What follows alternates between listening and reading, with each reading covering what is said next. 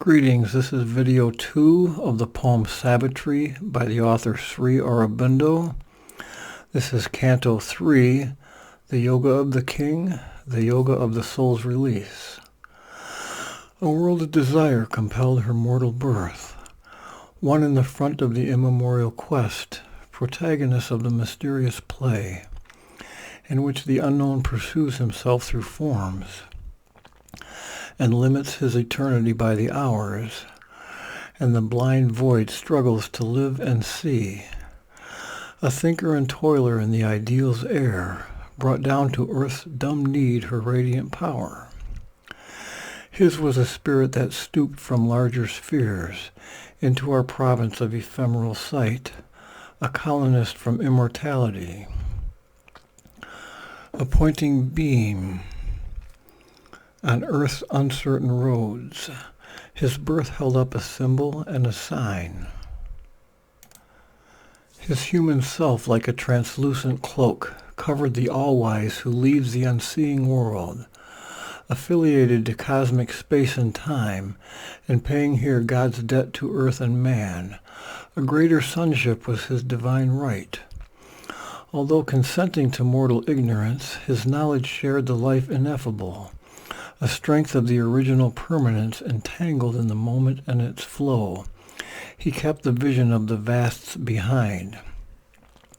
A power was in him from the unknowable, an archivist of the symbols of the beyond, a treasurer of superhuman dreams. He bore the stamp of mighty memories and shed their grandiose ray on human life. His days were a long growth to the supreme, a skyward being nourishing its roots on sustenance from occult spiritual founts, climbed through white rays to meet an unseen sun. His soul lived as eternity's delegate. His mind was like a fire assailing heaven, his will a hunter in the trails of light. An ocean impulse lifted every breath. Each action left the footprints of a god. Each moment was a beat of puissant wings. The little plot of our mortality, touched by this tenant from the heights, became a playground of the living infinite. This bodily appearance is not all. The form deceives. The person is a mask. Hid deep in man, celestial powers can dwell. His fragile ship conveys through the sea of years, an incognito of the imperishable. A spirit that is a flame of God abides, a fiery portion of the wonderful, artist of its own beauty and delight. Immortal in our mortal poverty, the sculptor of the forms of the infinite, this screened, unrecognized inhabitant, initiate of his own veiled mysteries, hides in a small dumb seed his cosmic thought.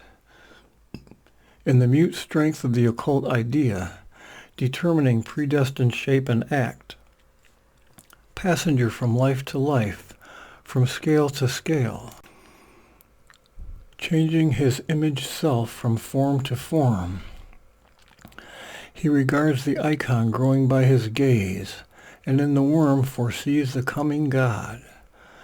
At last the traveler in the paths of time arrives on the frontiers of eternity.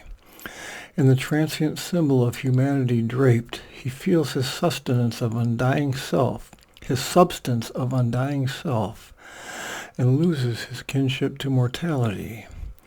A beam of the eternal smites his heart. His thought stretches into infinitude. All in him turns to spirit vastnesses. His soul breaks out to join the oversoul. His life is oceaned by that super life. He has drunk from the breasts of the mother of the worlds. A topless supernature fills his frame. She adopts his spirit's everlasting ground as the security of her changing world, and shapes the figure of her unborn mites. Immortally she conceives herself in him, in the creature the unveiled creatrix works. Her face is seen through his face, her eyes through his eyes. Her being is his through a vast identity. Then is revealed in man the overt divine. A static oneness and dynamic power descended in him, the integral Godhead's seals. His soul and body take that splendid stamp. A long dim preparation is man's life, a circle of toil and hope and war and peace, tracked out by life on matter's obscure ground. In his climb to a peak no feet have ever trod, he seeks through a penumbra shot with flame, a veiled reality half known, ever missed, a search for something or someone never found, cult of an ideal never made real here, an endless spiral of ascent and fall, until at last is reached the giant point through which his glory shines for whom we were made, and we break into the infinity of God. Across our nature's borderline we escape into supernature's arc of living light. This now was witnessed in that son of force. In him that high transition laid its base, original and supernal immanence, of which all nature's process is the art. The cosmic worker set his secret hand to turn this frail mud engine to heaven use. A presence wrought behind the ambiguous screen. It beat his soil to bear a Titan's weight. Refining half-hewn blocks of natural strength, it built his soul into a statued God. The craftsman of the magic stuff of self, who labors at his high and difficult plan in the wide workshop of the wonderful world, modeled in inward time his rhythmic parts. Then came the abrupt transcendent miracle. The masked immaculate grandeur could outline, at travail in the occult womb of life, he dreamed magnificence of things to be. A crown of the architecture of the worlds, a mystery of married earth and heaven, a next divinity to the mortal scheme. A seer was born, a shining guest of time.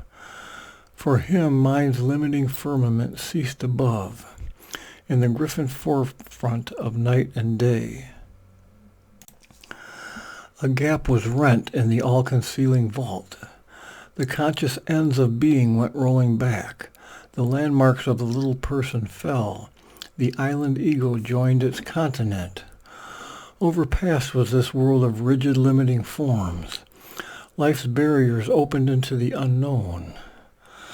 Abolished were conception's covenants, and, striking off subjection's rigorous clause, annulled the soul's treaty with nature's nescience.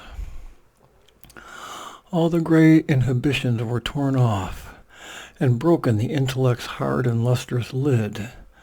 Truth unpartitioned found immense sky room. An Empyrean vision saw and knew. The bounded mind became a boundless light. The finite self mated with infinity. His march now soared into an eagle's flight. Out of apprenticeship to ignorance,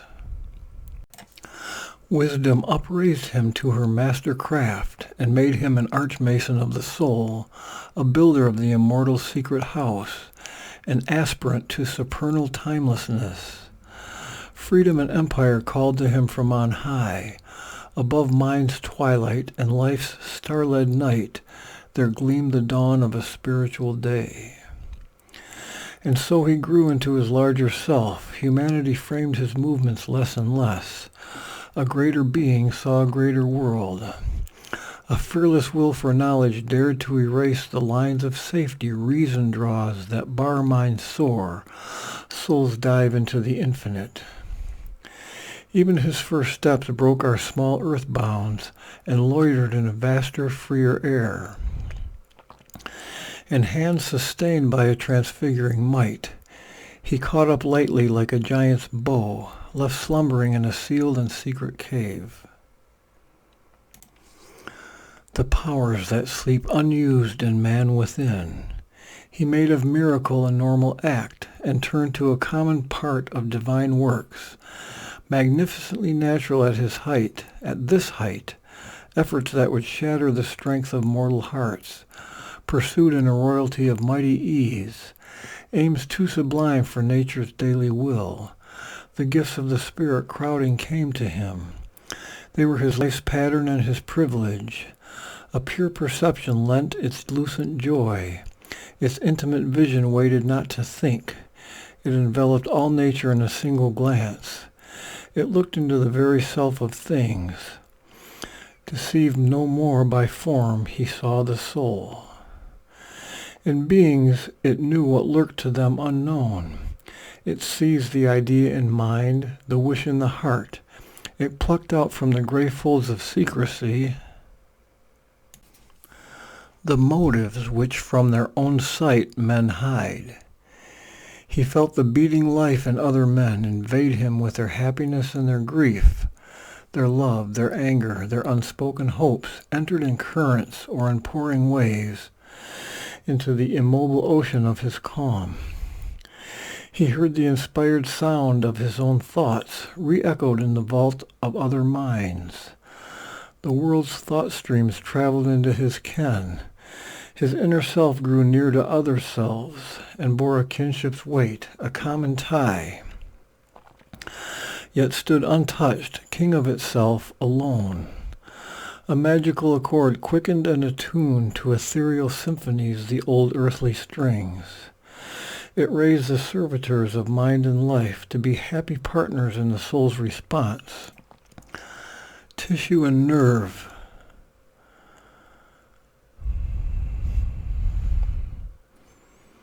were turned to sensitive chords. Records of luster and ecstasy, it made the body's means the spirit's acolytes. A heavenlier function with a finer mode, lit with its grace man's outward earthliness, the soul's experience of its deeper sheaths, no more slept drugged by matter's dominance. In the dead wall closing us from wider self, into a secrecy of apparent sleep, the mystic tracked beyond our waking thoughts, a door parted, built in by matter's force, releasing things unseized by earthly sense. A world unseen, unknown by outward mind, appeared in the silent spaces of the soul. He sat in secret chambers looking out into the luminous countries of the unborn, where all things dreamed by the mind are seen and true, and all that the life longs for is drawn close. He saw the perfect in their starry homes, wearing the glory of a deathless form. Laying in the arms of the Eternal's peace, wrapped in the heartbeats of God ecstasy, he lived in the mystic space where thought is born, and will is nursed by an ethereal power, and fed on the white milk of the eternal strength, till it grows into the likeness of a god. In the witness's occult rooms with mind-built walls, on hidden interiors, lurking passages, opened the windows of the inner sight. He owned the house of undivided time. Lifting the heavy curtain of the flesh, he stood upon a threshold serpent-watched, and peered into gleaming endless corridors, silent and listening in the silent heart for the coming of the new and the unknown. He gazed across the empty stillnesses and heard the footsteps of the undreamed idea in the far avenues of the beyond. He heard the secret voice, the word that knows, and saw the secret face that is our own. The inner planes uncovered their crystal doors. Strange powers and influences touched his life. A vision came of higher realms than ours, a consciousness of brighter fields and skies, of beings less circumscribed than brief-lived men, and subtler bodies than these passing frames, objects too fine for our material grasp, acts vibrant with a superhuman light, and movements pushed by a superconscient force, and joys that never flowed through mortal limbs, and lovelier scenes than earth's, and happier lives, a consciousness of beauty and of bliss, a knowledge which became what it perceived, replaced the separated sense and heart, and drew all nature into its embrace. The mind leaned out to meet the hidden worlds. Air glowed and teemed with marvelous shapes and hues. In the nostrils quivered celestial fragrances. On the tongue lingered the honey of paradise. A channel of universal harmony. Hearing was a stream of magic audience, a bed for occult sounds earth cannot hear. Out of the covert tract of slumber self, the voice came of a truth submerged, unknown, that flows beneath the cosmic surfaces.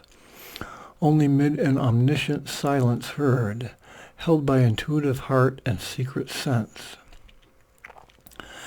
It caught the burden of secrecy sealed and dumb. It voiced the unfulfilled demand of earth, and the song of promise of unrealized heavens, and all that hides in an omnipotent sleep. In the unceasing drama carried by time, on its long listening flood that bears the world's insoluble doubt on a pilgrimage without goal, a laughter of sleepless pleasure foamed and spumed, and the murmurings of desire that cannot die. A cry came of the world's delight to be, the grandeur and greatness of its will to live, recall of the soul's adventure into space, a traveler through the magic centuries, and being's labor in matter's universe, its search for the mystic meaning of its birth, and joy of high spiritual response, its throb of satisfaction and content, in all the sweetnesses of the gifts of life, its large breath and pulse and thrill of hope and fear, its taste of pangs and tears and ecstasy, its rapture's poignant beat of sudden bliss, the sob of its passion and unending pain, the murmur and whisper of the unheard sounds which crowd around our hearts but find no window to enter, swelled into a canticle of all that suffers to be still unknown, and all that labors vainly to be born, and all the sweetnesses none will ever taste, and all the beauty that will never be. Inaudible to our deaf mortal ears, the wide world rhythms wove their stupendous chant, to which life strives to fit our rhyme beats here, melting our limits into the illimitable, turning the finite to infinity. A low muttering rose from the subconscious caves, the stammer of the primal ignorance.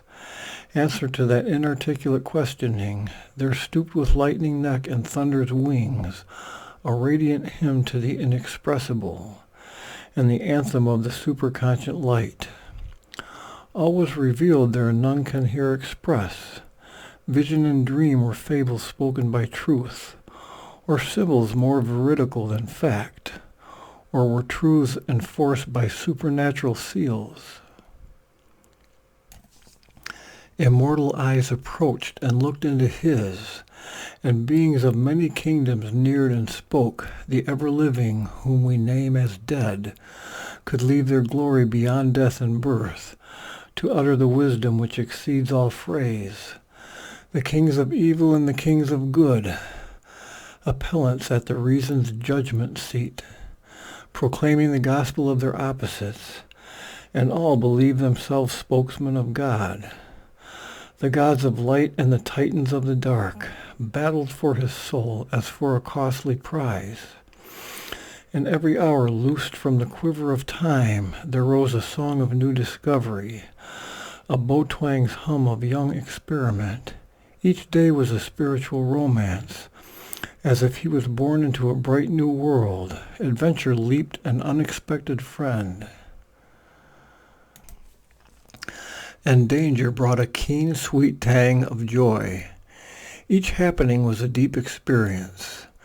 There were high encounters, epic colloquies, and counsels came couched in celestial speech, and honeyed pleadings breathed from occult lips to help the heart to yield to rapture's call.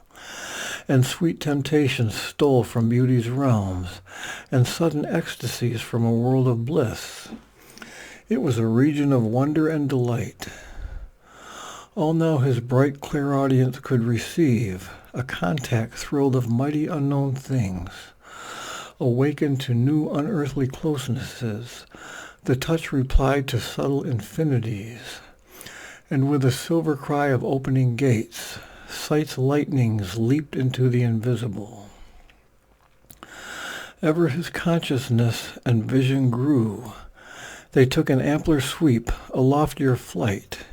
He passed the border marked for matter's rule, and passed the zone where thought replaces life. Out of this world of signs suddenly he came into a silent self where a world was not, and looked beyond into a nameless vast. These symbol figures lost their right to live. All tokens dropped our sense can recognize. There the heart beat no more at body's touch. There the eyes gaze no more on beauty's shape. In rare and lucent intervals of hush, into a signless region he could soar, packed with the deep contents of formlessness, where a world was into a single being wrapped, and all was known by the light of identity, and spirit was its own self-evidence. The Supreme's gaze looked out through human eyes, and saw all things and creatures as itself, and knew all thought and word as its own voice. There unity is too close for search and clasp, and love is a yearning of the one for the one, and beauty is a sweet difference of the same, and oneness is the soul of multitude. There all the truths unite in a single truth, and all ideas rejoin reality. There, knowing herself by her own termless self, wisdom supernal, wordless, absolute, sat uncompanioned in the eternal calm, all-seeing, motionless, sovereign, and alone. Their knowledge needs not words to embody idea. Idea, seeking a house in boundlessness, weary of its homeless immortality, asks not in thought's carved brilliant cell to rest, whose single window's clipped outlook on things sees only a little arc of God's vast sky. The boundless with the boundless there consorts, while there one can be wider than the world, while there one is one's own infinity. His center was no more an earthly mind. A power of seeing silence filled his limbs, caught by a voiceless white epiphany, into a vision that surpasses forms, into a living that surpasses life. He neared the still consciousness sustaining all. The voice that only by speech can move the mind became a silent knowledge in the soul. The strength that only in action feels its truth was lodged now in a mute, omnipotent peace. A leisure in the labor of the world, a pause in the joy and anguish of the search, restored the stress of nature to God's calm. A vast unanimity ended life's debate.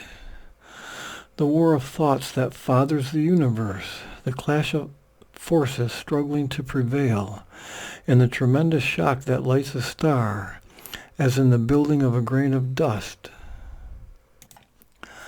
The grooves that turn their dumb ellipse in space, plowed by the seeking of the world's desire, the long regurgitations of time's flood, the torment edging in the dire force of lust, that wakes kinetic in earth's dullard slime, and carves a personality out of mud, the sorrow by which nature's hunger is fed, the estrus which creates with fire of pain, the fate that punishes virtue with defeat, the tragedy that destroys long happiness, the weeping of love, the quarrel of the gods, ceased in a truth which lives in its own light. His soul stood free, a witness and a king, absorbed no more in the moment-ridden flux, where mind incessantly drifts as on a raft, hurried from phenomenon to phenomenon. He abode at rest in indivisible time.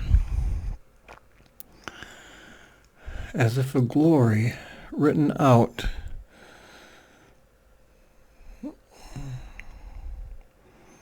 but acted now. In his present he held his future and his past. Felt in the seconds the uncounted years, and saw the hours like dots upon a page. An aspect of the unknown reality altered the meaning of the cosmic scene. This huge material universe became a small result of a stupendous force. Overtaking the moment, the eternal ray illumined that which never yet was made. Thought lay down in a mighty voicelessness. The toiling thinker widened and grew still. Wisdom transcendent touched his quivering heart. His soul could sail beyond thought's luminous bar. Mind screened no more the shoreless infinite. Across a void retreating sky he glimpsed, through a last glimmer and drift of vanishing stars, the superconscious realms of motionless peace, where judgment ceases and the world is mute. The word is mute. And the unconceived lies pathless and alone. There came not form or any mounting voice. There only were silence and the absolute. Out of that stillness mind newborn arose and woke to truths once inexpressible, and forms appeared, dumbly significant, a seeing thought, a self-revealing voice. He knew the source from which his spirit came. Movement was married to the immobile vast. He plunged his roots into the infinite. He based his life upon eternity. Only a while at first these heavenlier states, these large, wide-poised upliftings could endure. The high and luminous tension breaks too soon. The body's stone stillness and the life's hushed trance, the breathless might and calm of silent mind, or slowly they fail as sets a golden day. The restless nether members tire of peace, a nostalgia of old little works and joys, a need to call back small familiar selves, to tread the accustomed and inferior way, the need to rest in a natural pose of fall, as a child who learns to walk can walk not long, replace the tightened will forever to climb, on the heart's altar dim the sacred fire. An old pull of subconscious chords renews. It draws the unwilling spirit from the heights, or a dull gravitation drags us down to the blind-driven inertia of our base. This, too, the supreme diplomat can use. He makes our fall a means for greater rise. For into ignorant nature's gusty field, into the half-ordered chaos of mortal life, the formless power, the self of eternal light, follow in the shadow of the Spirit's descent. The twin duality forever one chooses its home mid the tumults of the sense. He comes unseen into our darker parts and, curtained by the darkness, does his work, a subtle and all-knowing guest and guide, till they too feel the need and will to change. All here must learn to obey a higher law. Our body cells must hold the immortal's flame.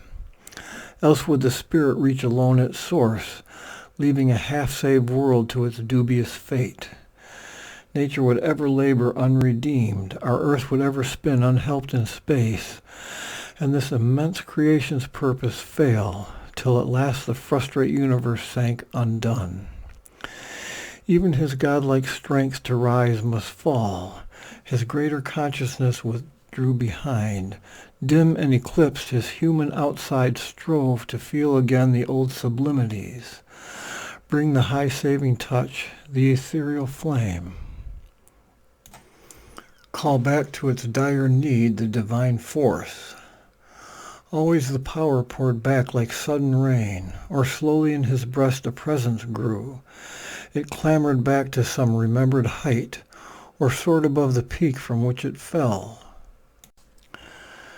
Each time he rose there was a larger poise, a dwelling on a higher spirit plane. The light remained in him a longer space. In this oscillation between earth and heaven, in this ineffable communion's climb, there grew in him, as grows a waxing moon, the glory of the integer of his soul. A union of the real with the unique, a gaze of the alone from every face, the presence of the eternal in the hours, widening the mortal mind's half-look on things, bridging the gap between man's force and fate. Made whole the fragment beings we are here. At last was won a firm spiritual poise, a constant lodging in the eternal's realm, a safety in the silence and the ray, a settlement in the immutable. His heights of being lived in the still self. His mind could rest on a supernal ground and look down on the magic and the play, where the godchild lies on the lap of night and dawn, and the everlasting puts on time's disguise. To the still heights and to the troubled depths, his equal spirit gave its vast ascent, a poised serenity of tranquil strength, a wide, unshaken look on time's unrest, faced all experience with unaltered peace. Indifferent to the sorrow and delight, untempted by the marvel and the call, immobile it beheld the flux of things.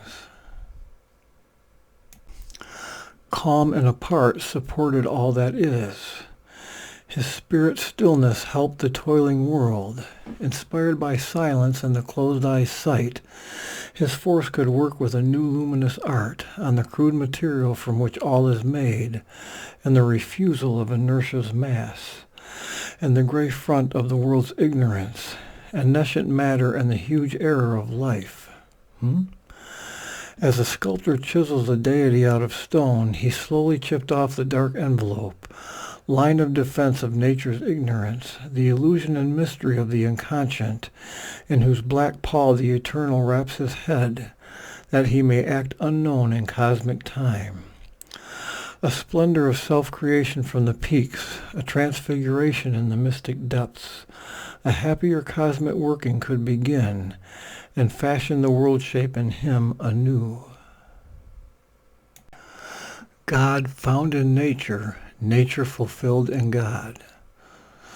Already in him was seen that task of power. Life made its home on the high tops of self. His soul, mind, heart became a single sun. Only life's lower reaches remained dim. But there too, in the uncertain shadow of life, there was a labor and a fiery breath.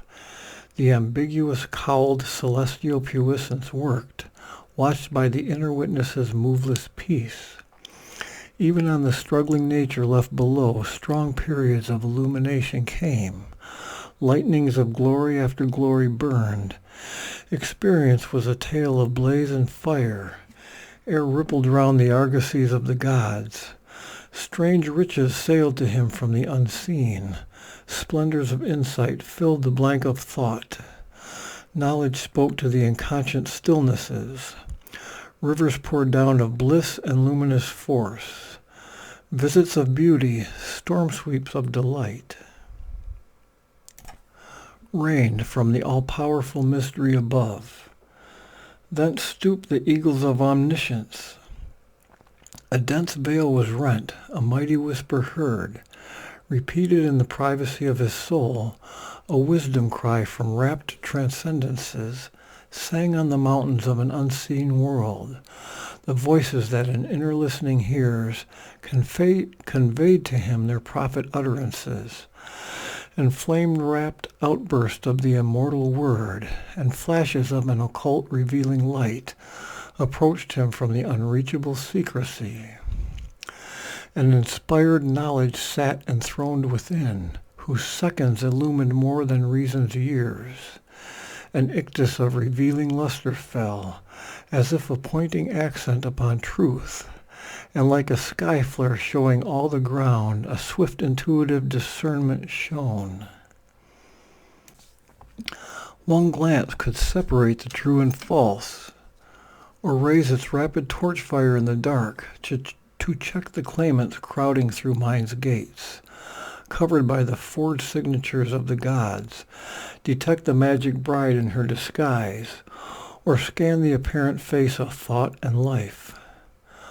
Oft inspiration with her lightning feet, a sudden messenger from the all-seeing tops, traversed the soundless corridors of his mind, bringing her rhythmic sense of hidden things. A music spoke transcending mortal speech, as if from a golden phial of the all-bliss, a joy of light, a joy of sudden sight, a rapture of the thrilled undying word, poured into his heart as into an empty cup, a repetition of God's first delight, creating in a young and virgin time.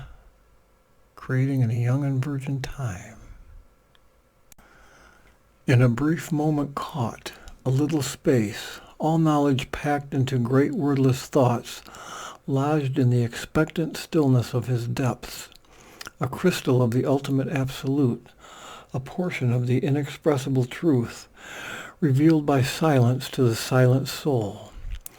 The intense creatrix in his stillness wrought, her power fallen speechless grew more intimate. She looked upon the seen and the unforeseen. Unguessed domains she made her native field. All vision gathered into a single ray, as when the eyes stare at an invisible point, till through the intensity of one luminous spot, an apocalypse of a world of images enters into the kingdom of the seer. A great nude arm of splendor suddenly rose. It rent the gauze opaque of nescience. Her lifted finger's keen, unthinkable tip bared with a stab of flame the closed beyond. An eye awake in voiceless heights of trance, a mind plucking at the unimaginable, overleaping with a soul in perilous bound, the high black wall hiding superconscience. She broke in with inspired speech for scythe, and plundered the unknowable's vast estate. A gleaner of infinitesimal grains of truth, a sheaf-binder of infinite experience, she pierced the guarded mysteries of world force, and her magic methods wrapped in 1,000 veils, or she gathered the lost secrets dropped by time in the dust and crannies of his mounting route, mid old forsaken dreams of hastening mind, and buried remnants of forgotten space.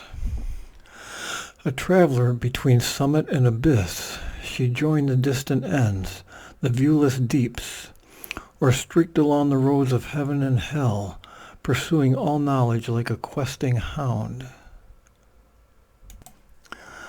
A reporter and scribe of hidden wisdom talk, her shining minutes of celestial speech passed through the masked office of the occult mind, transmitting gave to prophet and to seer the inspired body of the mystic truth.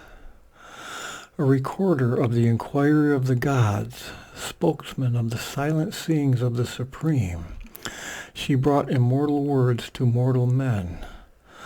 Above the reason's brilliant slender curve, released like a radiant air dimming a moon, broad spaces of a vision without line or limit swam into his spirit's ken. Oceans of being met his voyaging soul, calling to infinite discovery. Timeless domains of joy and absolute power stretched out surrounded by the eternal hush, the ways that lead to endless happiness. Ran like dream smiles through meditating vasts. Disclosed stood up in a gold moment's blaze, white sunsteps in the pathless infinite. Along a naked curve in bornless self, the points that run through the closed heart of things, shadowed the indeterminable line that carries the everlasting through the years. The magician order of the cosmic mind, coercing the freedom of infinity with a stark array of nature's symbol facts and life's incessant signals of event, transmuted chance recurrence into laws, a chaos of signs into a universe. Out of The rich wonders and the intricate whorls of the spirit's dance with matter as its mask, the balance of the world's design grew clear. Its symmetry of self-arranged effects, managed in the deep perspective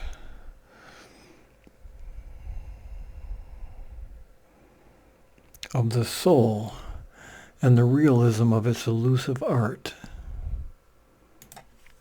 Its logic of infinite intelligence, its magic of a changing eternity. A glimpse was caught of things forever unknown. The letters stood out of the unmoving word. In the immutable, nameless origin was seen emerging as from fathomless seas the trail of the ideas that made the world. And sown in the black earth of nature's trance, the seed of the spirit's blind and huge desire, from which the tree of cosmos was conceived, and spread its magic arms through a dream of space. Immense realities took on a shape. There looked out from the shadow of the unknown, the bodiless namelessness that saw God born, and tries to gain from the mortal's mind and soul a deathless body and a divine name. The immobile lips, the great surreal wings, the visage masked by superconscious sleep, the eyes with their closed lids that see all things, appeared of the architect who builds in trance. The original desire born in the void peered out. He saw the hope that never sleeps, the feet that run behind a fleeting fate, the ineffable meaning of the endless dream. Hardly for a moment glimpsed viewless to mind, as if a torch held by a power of God. The radiant world of the everlasting truth glimmered like a faint star bordering the night, above the golden overmined shimmering ridge.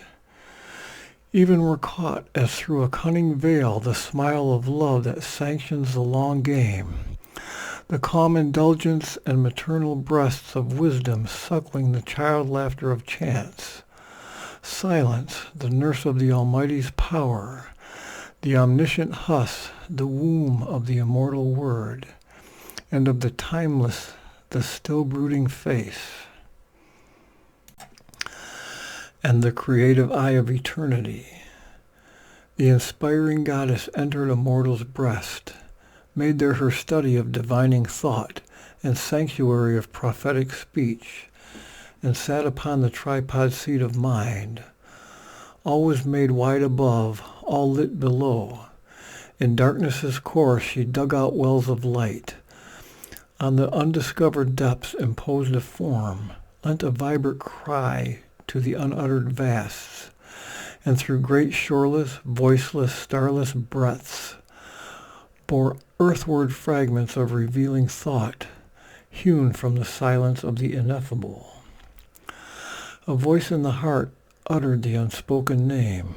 A dream of seeking thought wandering through space entered the invisible and forbidden house. The treasure was found of a supernal day. In the deep subconscious glowed her jewel lamp. Lifted, it showed the riches of the cave where, by the miser traffickers of sense unused, guarded beneath night's dragon paws, in folds of velvet darkness draped they sleep, whose priceless value could have saved the world.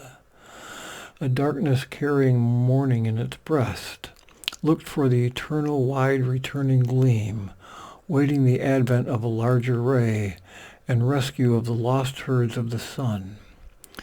In a splendid extravagance of the waste of God, dropped carelessly in creation's spendthrift work, left in the chantiers of the bottomless world, and stolen by the robbers of the deep, the golden shekels of the eternal lie, hoarded from touch and view and thought's desire, locked in blind anteres of the ignorant flood, lest men should find them and be even as gods.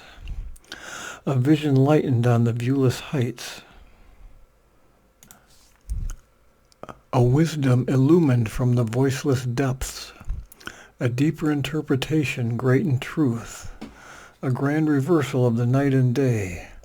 All the world's values changed, heightening life's aim. A wiser word, a larger thought came in than what the slow labor of human mind can bring. A secret sense awoke that could perceive a presence and a greatness everywhere. The universe was not now this senseless whirl, borne round inert on an immense machine.